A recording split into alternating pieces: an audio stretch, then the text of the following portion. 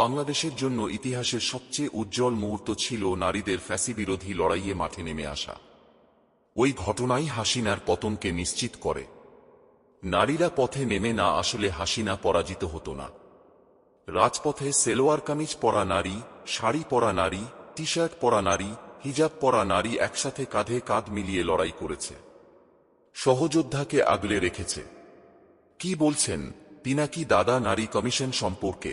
আমাদের উচিত ছিল আমাদের এই নারী শক্তিকে বিপ্লবের পরে কনসোলিডেট করা। আমি নিজে থেকে অনেকবার বলেছি একটা নারী কনভেনশন করার কথা, কেউ উদ্যোগ নেয় নাই। নিজে থেকে করার চেষ্টা করেছি, সফল হই নাই। এর মধ্যে এলো নারী বিষয়ক কমিশন।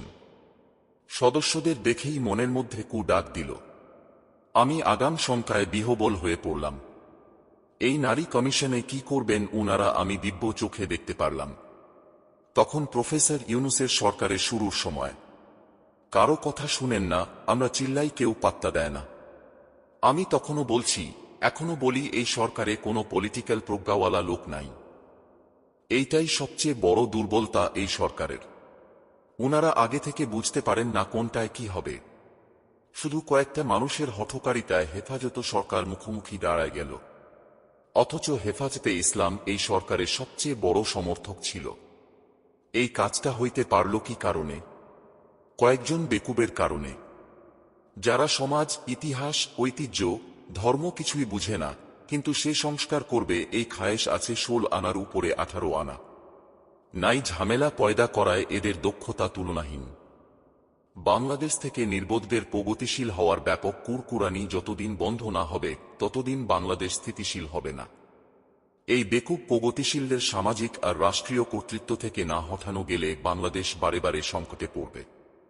প্রফেসর ইউনূসের যদি একটা পলিটিক্যাল সেল থাকত তাহলে এই নারী কমিশনের রিপোর্ট জমা হওয়ার সাথে সাথেই তারা রিভিউ করে প্রফেসর ইউনূসকে সাজেস্ট করতে পারত কিভাবে এই রিপোর্ট নিয়ে ডিল করতে হবে। এইটা ফেলায় রাখলে কি হইত? কিছুই হইত না। উনারা মনে করতেছেন পাইছি ক্ষমতা, এইবার কলমের খোঁচায় মেলাদূর আগায় নিয়ে যাব। আগানো তো দূর কি বাত, আপনি পিছায় দিলেন অনেক।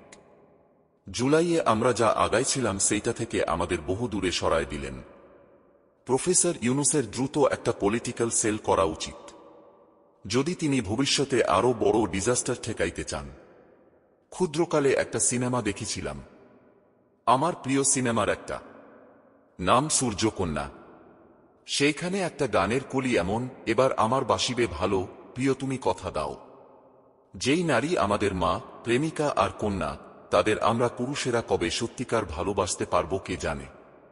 জুলাই ছিল এমন একটা সময়, যে সময়টায় সবার হয়ে আমরা কালকে অতিক্রম করে যেতে পারতাম, সেই সময়টা আমরা হেলায় হারালাম।